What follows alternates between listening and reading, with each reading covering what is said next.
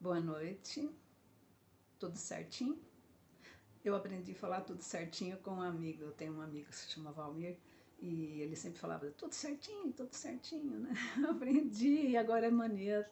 Estou sempre falando tudo certinho, né? Tem curtido meus vídeos, se inscrito neles, né?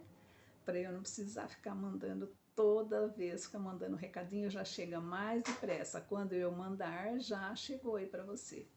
Né? Você está inscrito, já recebe, né, o aviso do canal. Hoje eu vim assim falar sobre medo. Medo é uma coisa que está apavorando todo mundo, está deixando muita gente doente. Não, eu não sou psicóloga, não sou psicoterapeuta, não estudei nada nesse sentido. Eu venho falar as coisas que assim que eu penso, que eu acho, que eu entendo, né? Afinal de contas, a gente tem vivência para saber muitas coisas, né? De se ouviu dizer e mesmo as coisas que a gente acha, que a gente pensa. Então, não é nada assim que vem de um estudo, que vem de, né? Coisas assim mesmo minha. E eu quero compartilhar com vocês falando sobre essa coisa que está assustando muita gente, né? Eu já comentei num vídeo anterior que eu fiz num outro canal que eu participei, que não é o meu canal. Eu falei que meu pai nos ensinou a sermos fortes, a sermos independentes. Ele nos criou para o mundo, não criou para ele, né? Que eu acho que é o certo fazer isso, mas na cabeça dele, né, na inteligência, na cultura dele, ele dizia que o medo é para os fracos. Assim ele nos dizia, não sei, era realmente o que ele achava, mas que ele pensava, mas também para nos fortalecer, né? E aí ele contava uma historinha de um pai de muitos filhos que querendo, né, que eles fossem fortes e que se dessem bem na vida, então ele contava que ele pediu para os filhos, vai ali naquele monte e pega uma vara cada um. Tinha um monte com várias varas, né? Essa história é até conhecida hoje em dia, a gente passa nas escolas, nas catequeses, das coisas, mas ele já contava para nós, né? Foi assim que ele nos educou. Aí papai dizia, papai contava, aí ele nos contava também, né? Ele falava papai, mamãe, achava tão lindo meu pai falar assim, papai, mamãe, e nós não aprendemos a falar papai e mamãe, nós falamos pai, mãe, né? E ele falou, pega uma vara cada um, agora quebre, e todos eles pegaram e quebraram, acho que pensando, que será que meu pai está pensando que a gente é um fraco, que a gente não consegue, né? E conseguiram. Gente, é do andar de cima, tá fazendo barulho, vocês me perdoem, mas eu não tenho como falar, ô, para aí, né? É, então, cada um quebrou a sua vara. Ele falou, agora vocês juntem todos esses pedaços, eu quero que cada um quebre todos os pedaços ao mesmo tempo. E eles não conseguiram. Então, ele nos ensinou, juntos vocês são fortes, separados, sozinhos, vocês são vulneráveis, vocês podem passar assim por pessoas que queiram fazer a cabeça de vocês, mudar, interferir no pensamento de vocês, e vocês ficarão com medos, mas juntos vocês são fortes. Então ele nos ensinava a união, né? Acima de tudo, a sermos unidos. E assim, meu pai simplesinho, uma pessoa simples, né? Com a cultura de que ele teve, que possibilitou ter, né? Então ele nos ensinava assim, sempre muito trabalhador, meu paizinho, sempre muito honesto, e assim ele nos criou, graças a Deus. E por aí ele começou a dizer, medo é para os fracos, vocês... E nos criou assim, independentes, né? Nos criou para o mundo e nós começamos a trabalhar muito cedo, já, né, no primário a gente já trabalhava, eu mesma comecei aos 8 anos de idade, mas não vou me prolongar nisso. A gente tinha que pagar os estudos, nós tínhamos que pagar o lápis, tinha que pagar o caderno, tinha que pagar o material, porque era muitos filhos para ele sustentar, né, com o salário que não era grande coisa que ele tinha, né? Então, começamos a trabalhar cedo, ganhávamos nosso dinheiro, uma parte ia para casa, naquela época, assim, tinha que comparecer, uma parte para casa e outra para nossos problemas, nossas dívidas, nossas compras, né? Então, ele aprendeu, nos ensinou a aprender a vida dessa maneira. Bom, eu adquiri um pânico. Eu adquiri um pânico no decorrer da vida. Então, tem medos e medos, né? O meu era um pânico violento, que eu tinha, sim, medo de vento, vendaval, a chuva, o raio, o trovão, eu não me importava muito, mas ventou, me desestruturava. Então, qualquer ventinho, porque um ventinho eu sabia que ia vir um vendaval, eu já achava, porque começou um ventinho e tava, vai vir tudo em cima de mim, né? Vai. E às vezes assim, eu olhava para fora, se eu via a folha balançando de levinho, levinho, eu já pensava, eu acho que vai ventar. Se eu ia sair de casa, adulto, se eu ia sair de casa, eu primeiro olhava no horizonte, olhava as nuvens, olhava, né, será que a nuvem está correndo mais, está correndo mais? Era assim, um pesadelo, né? Para saber se eu saía ou não, e muitas vezes eu desistia, porque eu achava, parece, e eu desistia. Então, assim, é uma prisão, o medo nos aprisiona, né? E eu fiquei pensando, porque as pessoas falam assim, você tem que ir num psicólogo para ver esse medo, porque muitas vezes eu deixava um emprego, dava uma desculpa no meu emprego, ia para casa, quando eu via que começava a querer ventar, ia para casa, mas quando era coisa forte mesmo, aí vinha aquele vendaval, aquela coisa, a hora que passava eu voltava pro meu trabalho. É incrível. E, infelizmente, tenho até vergonha de dizer isso, mas aconteceu e não foi uma vez só, né? Uma vez uma senhora foi servir o cafezinho lá e estava aquela ventania, e todo mundo papiando, conversando. Ela foi servir o cafezinho e eu gostava e só passava uma vez no dia. Então eu peguei aquilo, a xícara foi fazendo assim, eu tremia tanto que me derrubei todo o café quente e nem percebia que estava quente. Tanto medo que eu estava. No meio de todo mundo papiando, conversando e eu com aquele medo. Então por isso que eu falei outro dia, né? As pessoas às vezes me relacionam com o vento, com a lua, com o sol, essas coisas da natureza. Então, o que acontece? Eu comecei a puxar pela memória, né? Que eu falava, vai em psicólogo. Eu falava, mas vou lá, eles vão perguntar, fazer, né? Tentar lembrar de alguma coisa que me assustou.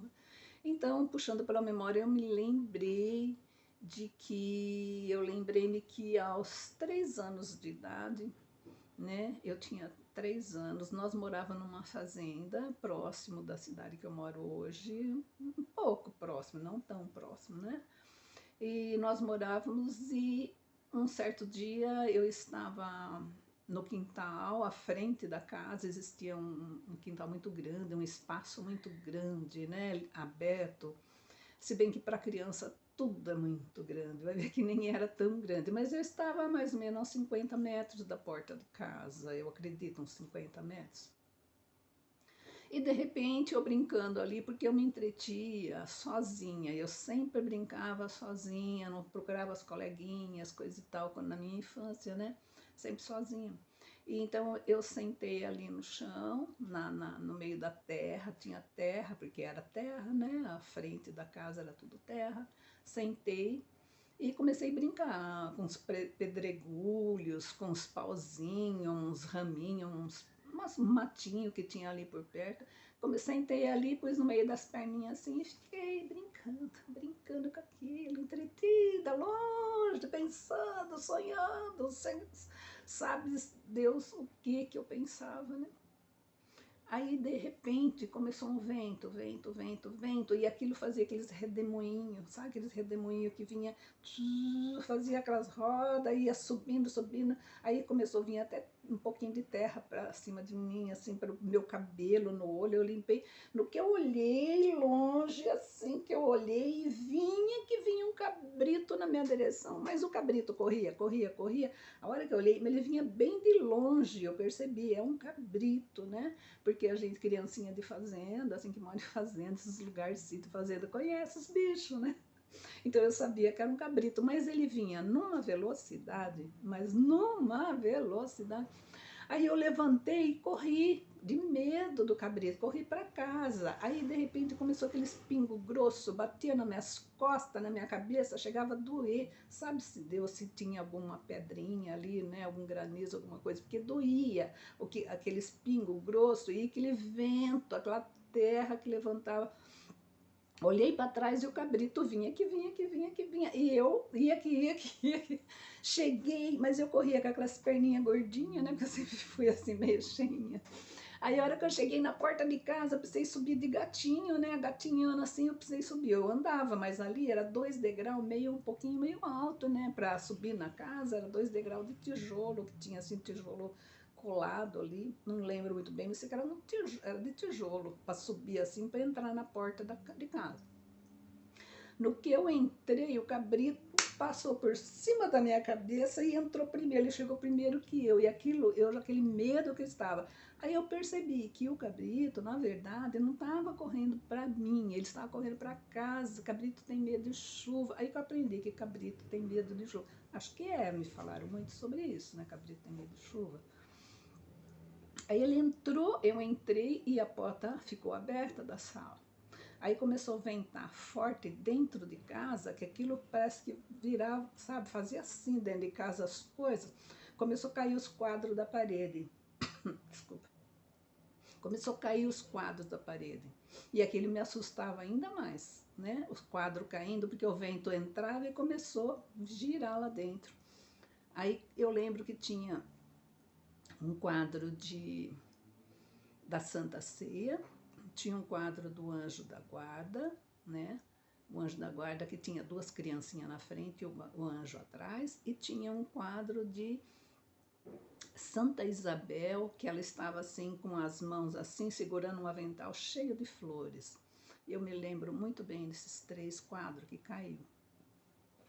Aí eu comecei a chorar, e eu lembro que minha mãe pegou e me colocou, desculpe, tá calor hoje.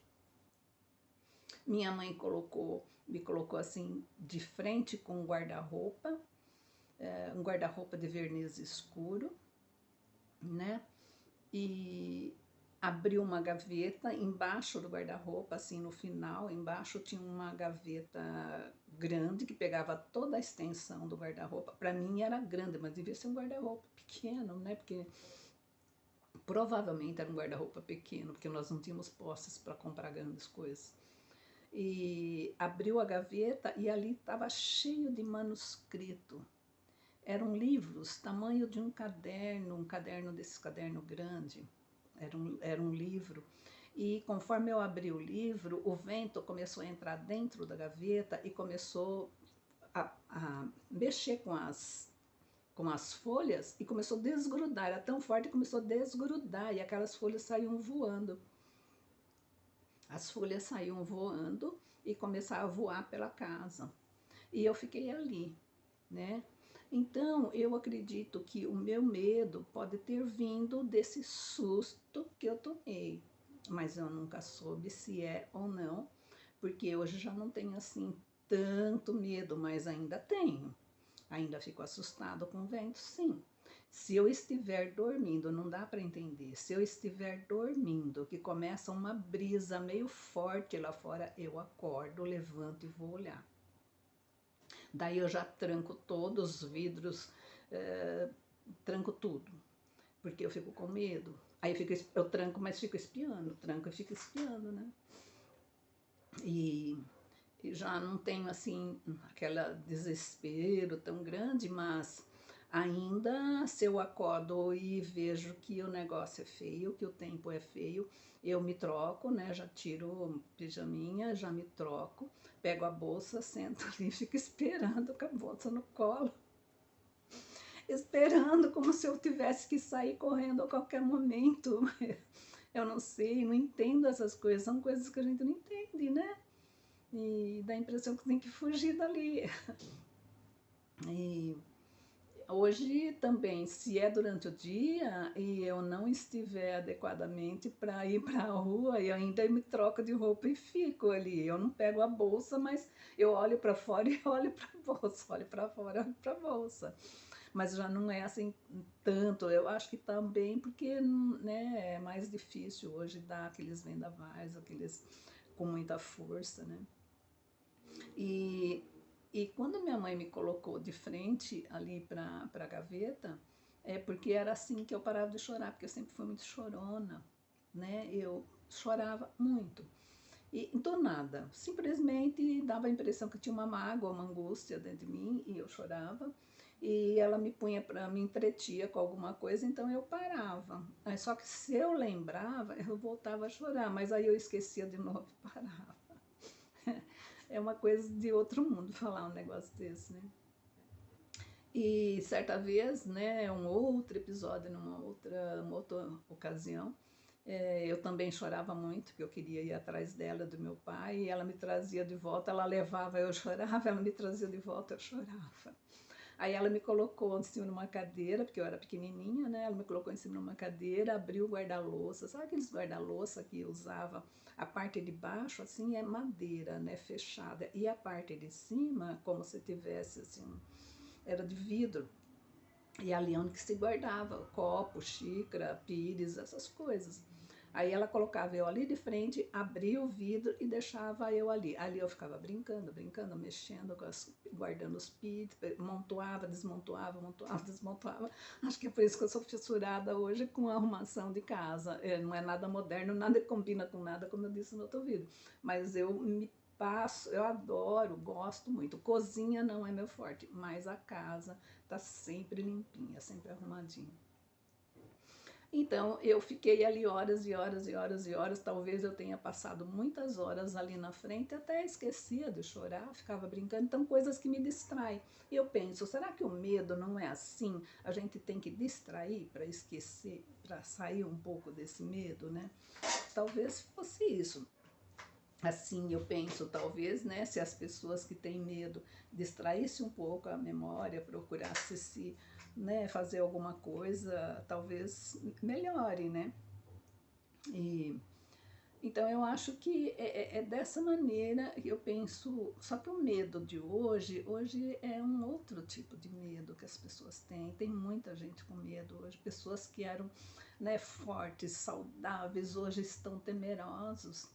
Medo do amanhã, medo de não saber o que vai acontecer daqui para frente por conta dessa Covid.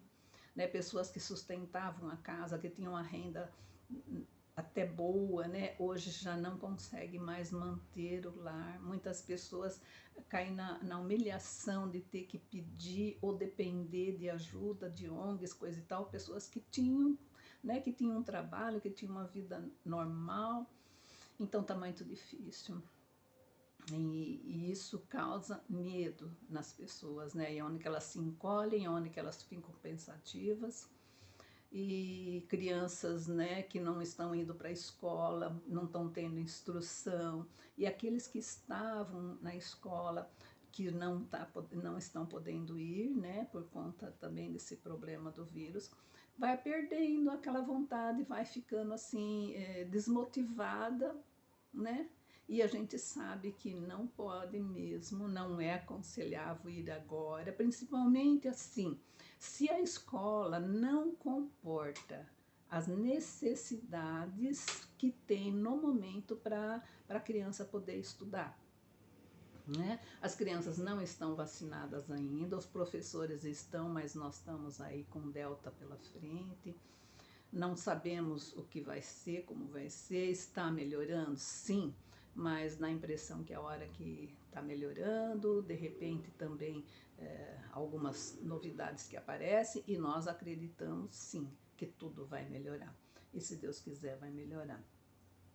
Mas eu penso assim, as pessoas que têm fé, elas se amparam na fé.